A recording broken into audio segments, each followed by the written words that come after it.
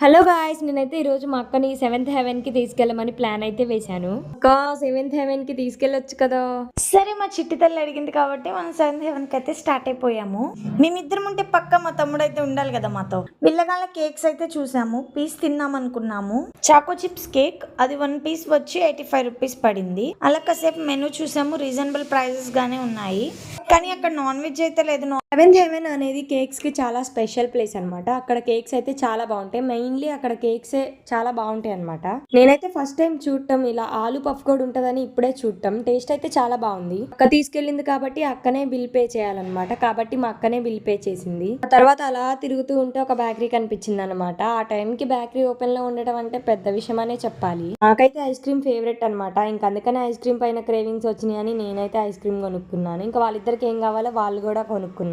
ఇంకా బిల్ అయితే మా తమ్ముడు పే చేశాడు. నేను జస్ట్ తినడానికి మాత్రమే వెళ్ళాను. సబ్స్క్రైబ్ చేసుకోవచ్చు.